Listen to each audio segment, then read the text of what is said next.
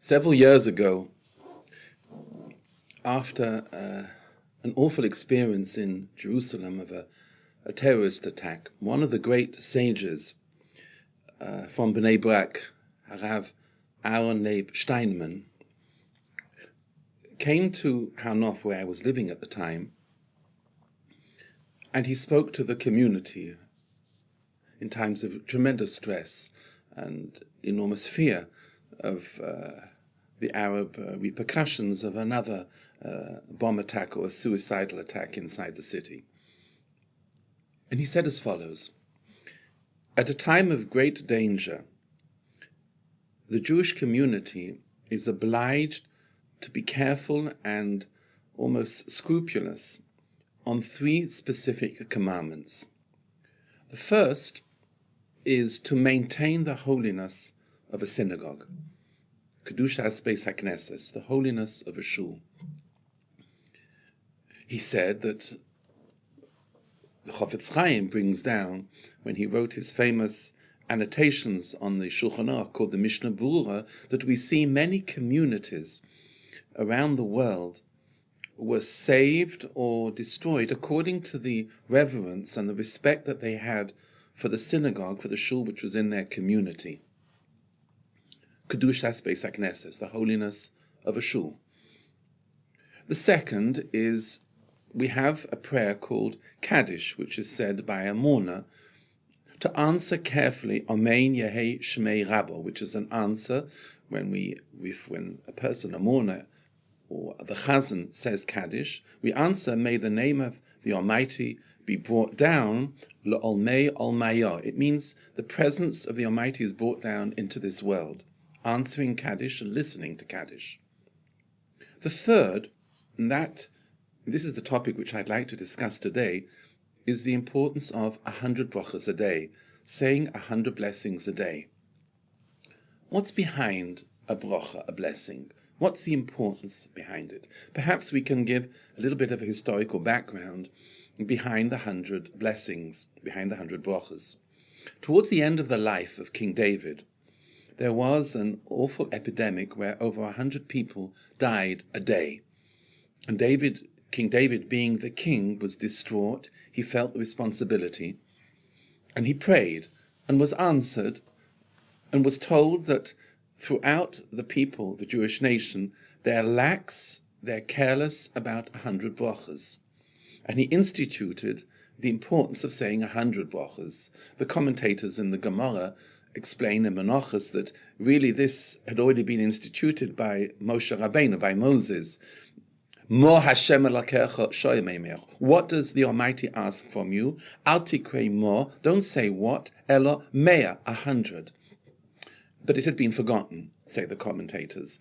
And now King David was instituting this important point, the important factor of saying 100 brachas, and the epidemic subsided and people stopped dying.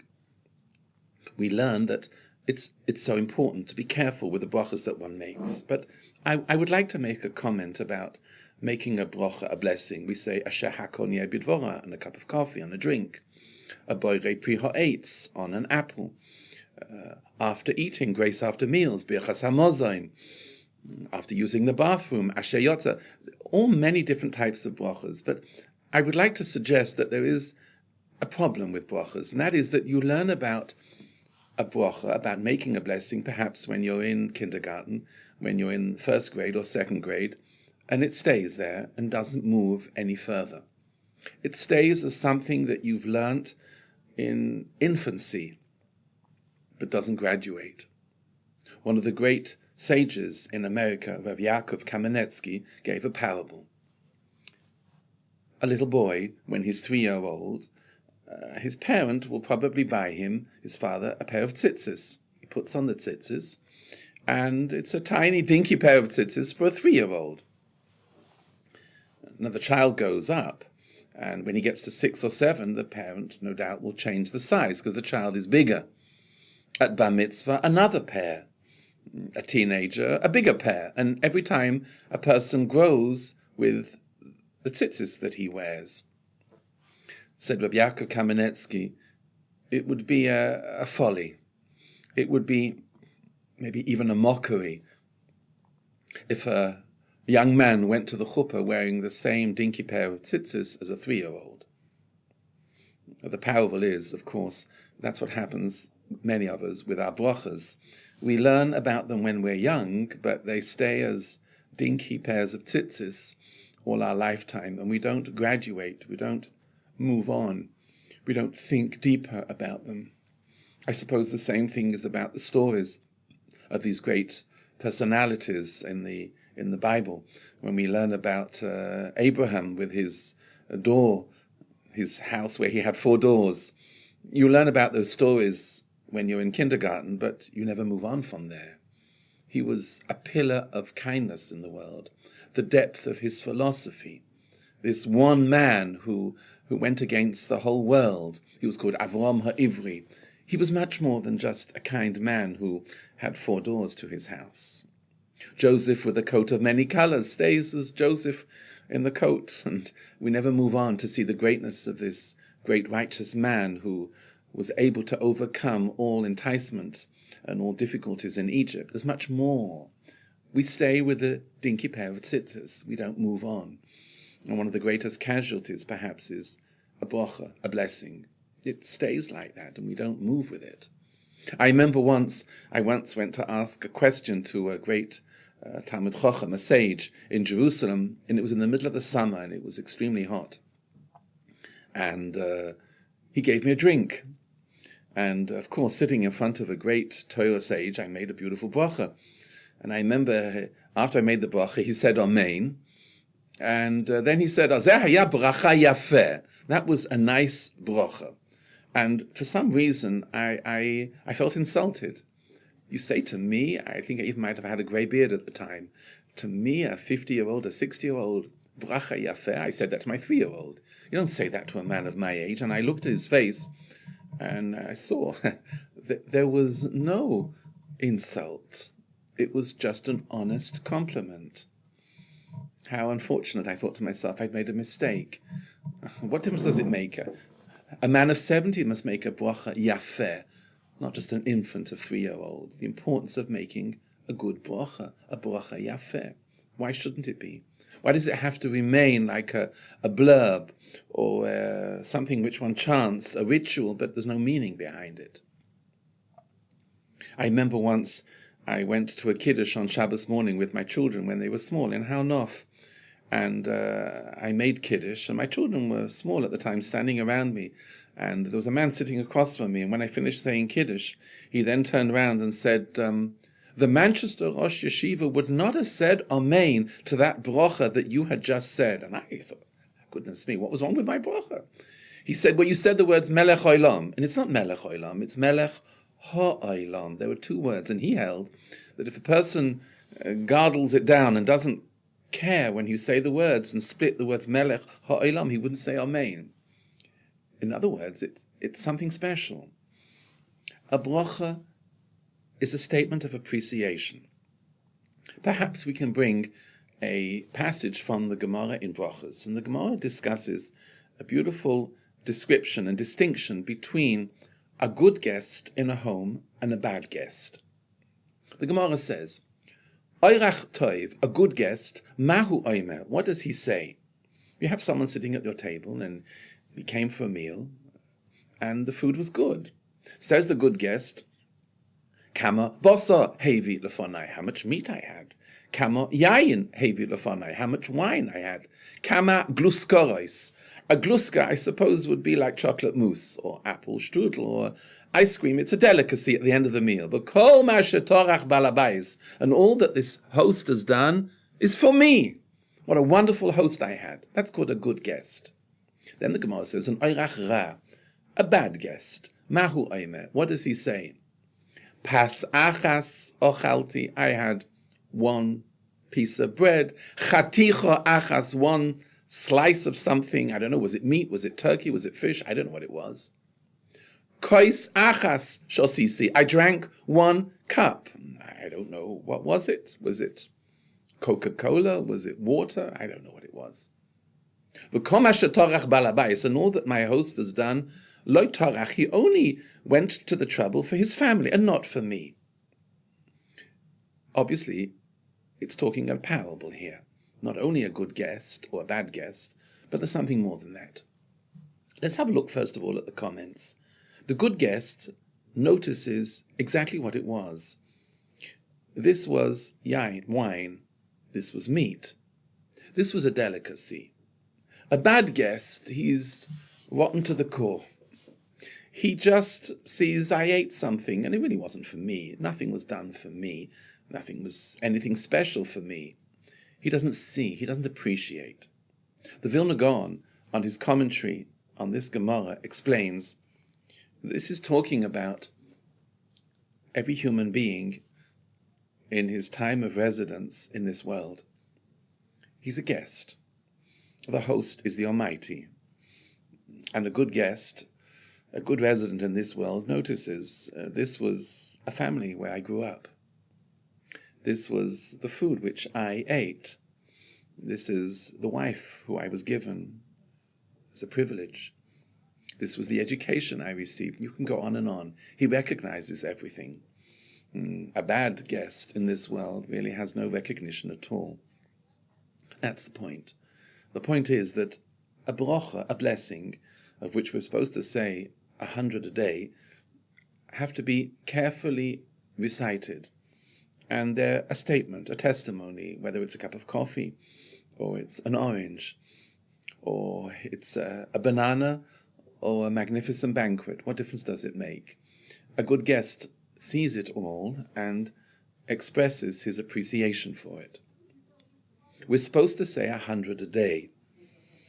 If you count carefully the Shachris, Mincha, and Ma'ariv, the three prayers which we say, each have 18 blessings. So 3 times 18 is 54, so at least there were 54 there. But the other 46, which one finds during the day, are supposed to be counted, and you reach when you hit the pillow at night and fall asleep. They're supposed to be in 100 a day. We learn from the episode, as we said, by King David. I remember there was a famous rabbi who was a great leader in London, who lived in Stamford Hill, who was called Reb Yosef Dunner. He was the head of the Beis Din, the head judge in the Beis Din, in the court there, and he was a famous figure in London. When he died, his son gave a hesped, a funeral oration, and mentioned as follows, that once a student who was studying in yeshiva in Israel came back to Stamford Hill, where he lived. And the Rav went over to the student and said to him, "Where are you holding?" And the student said, "Well, Rabbi, in the middle I'm learning Baba Kama, one of the Gemaras." So, no, I don't mean that. Where are you holding? So he said, "Rabbi, I told you where I'm learning." So, I don't mean that. What number of the 100 are you up to? And he was startled. He looked at Rav Dina and he said, "What do you mean?" He said, "You don't know what number you're up to?" And the son said that evidently he lived through each day knowing this is number 64, next is number 65. Can you imagine a day like that? He counted. He was aware. He was alert. He knew what it meant to say a bracha. The purpose of these few words today is to, I hope, give meaning and significance to what does it mean to say a bracha. First of all, maybe we can explain what types of bracha there are. The Rambam, Maimonides, explains in his laws of brachas, of blessings, that there are really 3 types. The first is called birchas hanenin, those which are said over food, maybe over which enjoyment. You have a piece of bread, or you have an orange, bari pri ha'oretz, hamotzi lechem min ha'oretz. The second type of bracha, of blessing, is called a berachas hamitzvah, which is usually asher kiddishanu b'mitzvaysav v'tzivanu, which we say before we put on tefillin, before we wash our hands, before we wear tzitzis, before a lady lights her candles on Friday night. They're berachas hamitzvah. The third type is called a blessing, a bracha over praise and thanks. For example, Hallel, which we say on Rosh Chodesh. That's a thanks, or you see lightning or thunder, or you say Maaseh Bereishis. There are three types of mitzvahs: Hanenin, over food, over a mitzvah, and praise and thanks. But what I'd like to do in the time that we have is to, as they say, you can look at a mitzvah maybe in depth, not so much in width, but in depth. What's behind each word, and why do we say each word? Let's take the first word. The first word, Baruch, means blessed. It's a thanks, it's an appreciation, a praise. Most of the Rishonim, most of the early commentators explain that the word Baruch means that, Shevach v'hodah, praise and thanks to the Almighty. But I'd like to share with you a comment of another of the Rishonim called the Rashba. And the Rashba explains in his responsa, which is in the 5th volume, that there's another meaning of what a bracha means as well. He explains that behind the thanks is also a request for more. In Hebrew it's called Tosefes Ribui, what there is and more. I'll explain. When we have a Birchas Hamozah, in Grace After Meals, there is a law in the Shulchan Aruch that a person must leave the crumbs on the table. Why? Says the commentators, the Mogen Avram, because a bracha doesn't fall on nothing. It falls on something. What there is, we say, Hazon es ha'olam kulai. That the blessing that we say after meals, after eating bread, falls on the crumbs. We no longer have the concept of something from nothing. In Hebrew it's called yesh me'ayin. We have what's called yesh miyesh, something from something. From the beginning of the creation, the Almighty created the world something from nothing. But now, after the 6 days of creation, it's always something from something.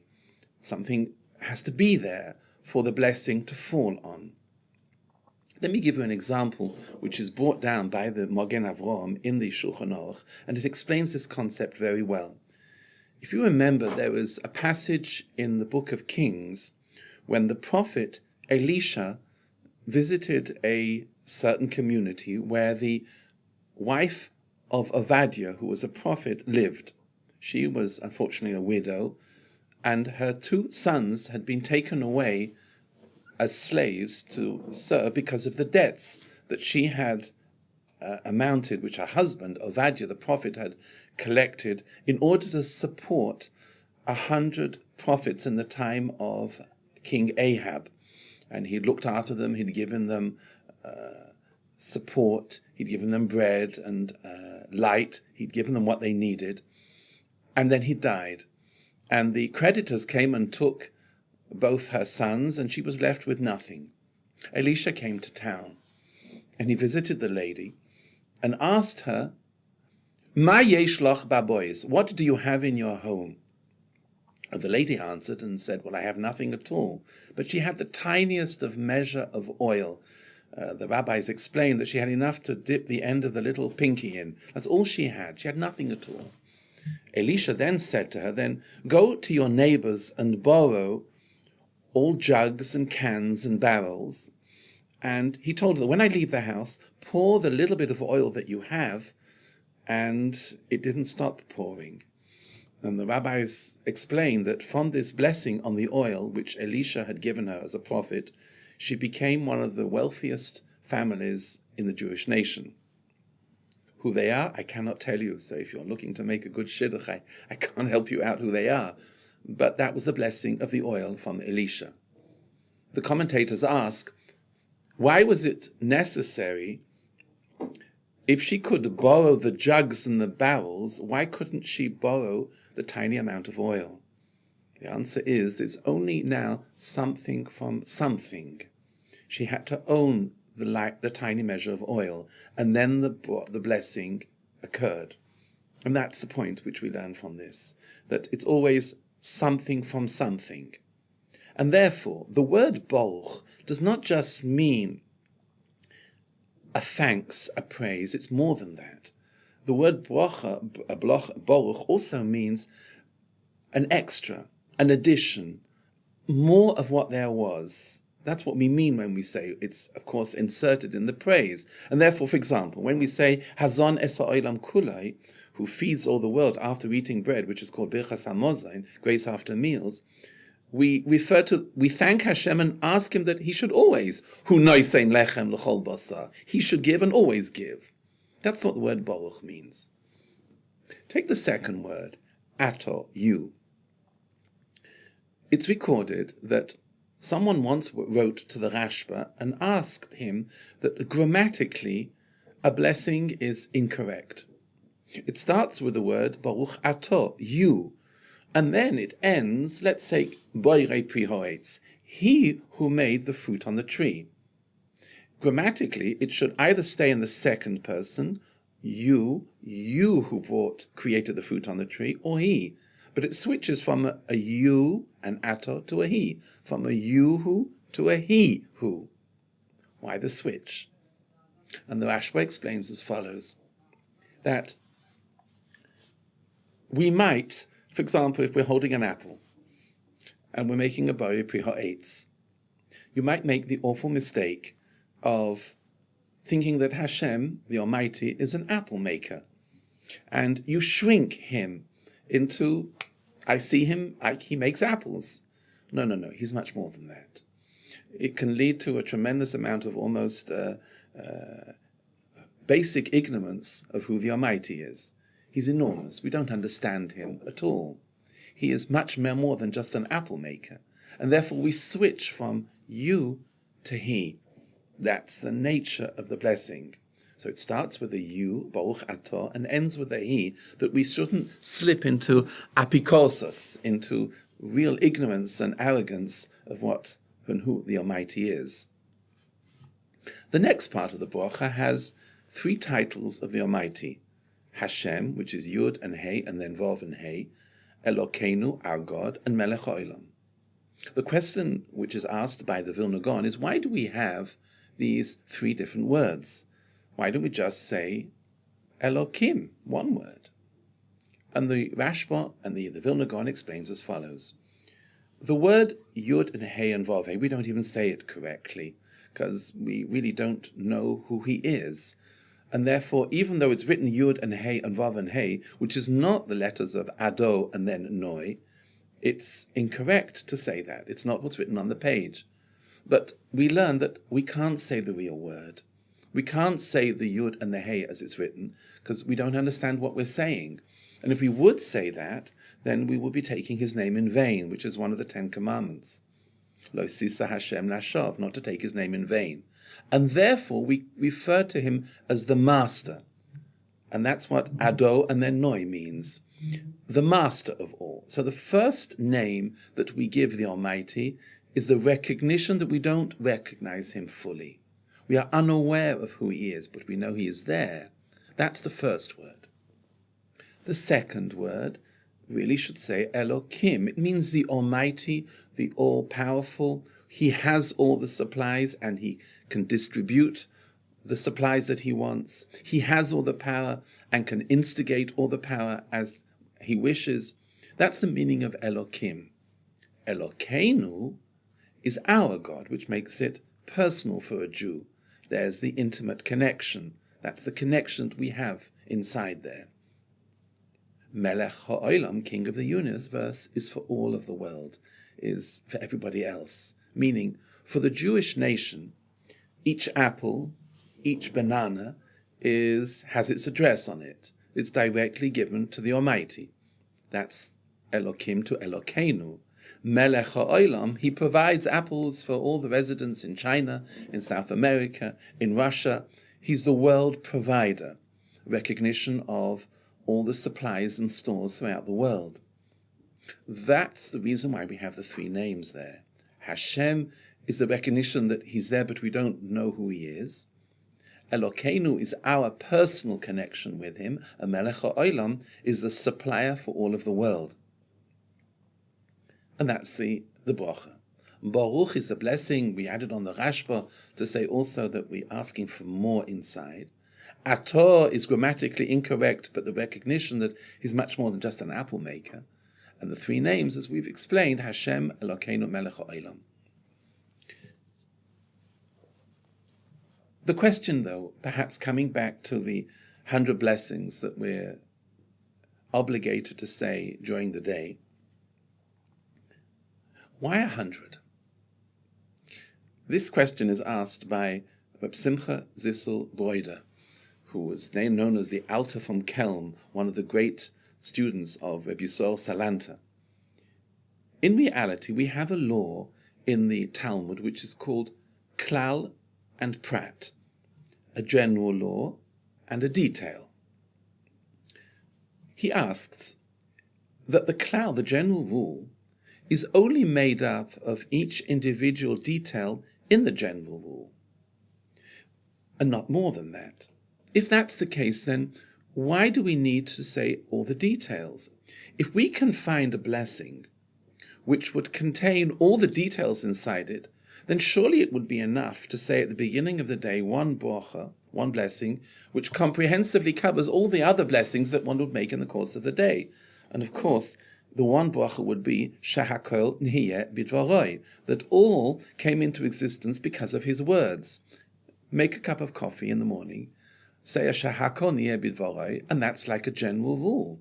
And all the other blessings which we might make in the course of the day are all included in this one blessing and have in mind. And therefore it's enough to say the one general statement, and all the other brachas, all the other blessings are included inside this one. That's the question.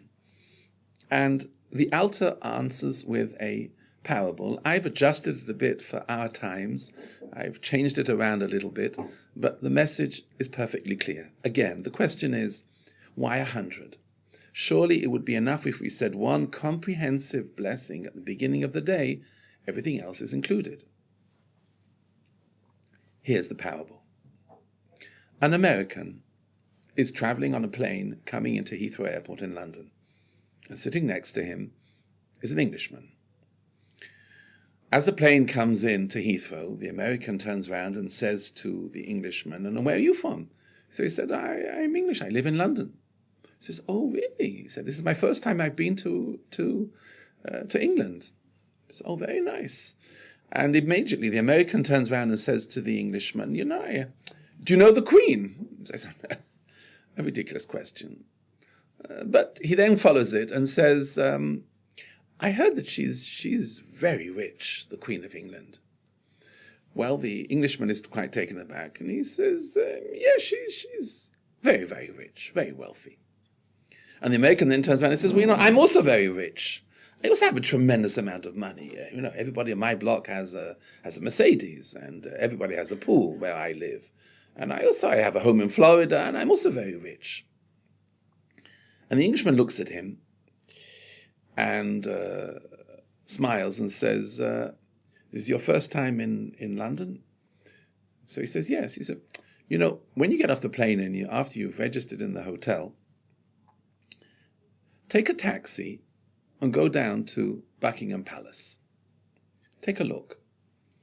Enormous gardens surrounding it. It's a palace." Says the Englishman to the American, she owns Buckingham Palace. There are no mortgage payments. It belongs to her. It's a vast estate right in the middle of London. Says the American, "Oh, really?" He says, "Yeah, well, and if you have time, take a trip up the river, and there are some other castles as well. There's a place called Hampton Court, and there's Windsor Castle. You'll take a look. They're more than just, a home with a pool. You'll see that they're magnificent, enormous castles. she owns all of them. Says the American, oh, really? Says the Englishman, and when you come back into London, there's a place called the Tower of London where they keep the crown jewels. Take a look and you'll see what we're talking about here. Some of the biggest diamonds and jewels in the world. She owns all of them. Oh, really? Says the American. Yeah. And then he says, and if you walk around the city of London, you should know, just as a point of information, that most of the property, which is commercial property, and even the residential, it's all included in the royal estate. She owns all the property. So the American tells us, oh, I think I've made a mistake. The Englishman says, yeah, I think you've made a goof. Why? Said the Englishman, supposing I would have turned round and said to you, the Queen is very, very, very wealthy, very rich. Now, you would have probably turned around to me and said, well, I am very, very, very, very, very rich. And we would have played around with the veries. But you'll see that if you take a look at each individual place, you'll realize that this is much more than a pool in the backyard. This is much more than 3 or 4 or 5 Mercedes. This is talking about a very, as they say, deep wealth here. Now, the question is, what would have happened if the Englishman had just argued with the veries? Then the American would never have been influenced and made any impression on him. It's only with the detail of Buckingham Palace and Hampton Court and the Crown Jewels and all the other estate which the Queen owns that really the American realized there's really no comparison between a pool and a Mercedes and the royal estate. That's the point. One bracha of Shehakol Niyeh Bidvoroi, which is a general comprehensive bracha, is fine, but you wouldn't fall asleep at night realizing just who is Hashem Melech, Elokeinu Melech HaOlam. You wouldn't have changed. You wouldn't have grown. You wouldn't have reached any impression at all. Because even though you might have in mind all the other 99 which you might say in the course of the day, there wouldn't have been an impression. That's why we make 100. It's the power of the numbers, the power of the detail. Each one is significant. Each one is a testimony of an extremely good guest. Someone who recognizes exactly what it means to be a resident in this world and who is the host and what the guest owns to the host, what the responsibility is. Coming back to Rav Steinman, perhaps now we begin to realize, maybe on another occasion we'll talk about the holiness of a synagogue and the power of answering Kaddish, but 100 brachas a day is certainly a great tribute of an Eirach Toiv, of a good guest in Olam Hazeh. 100 a day make an impression and build up in a person's mind, and eventually he reaches the point, I imagine, after a few years, we hope, of saying 100 brachas a day, what's behind the bracha and the impact it is on a Jewish mind and Jewish philosophy. Thank you.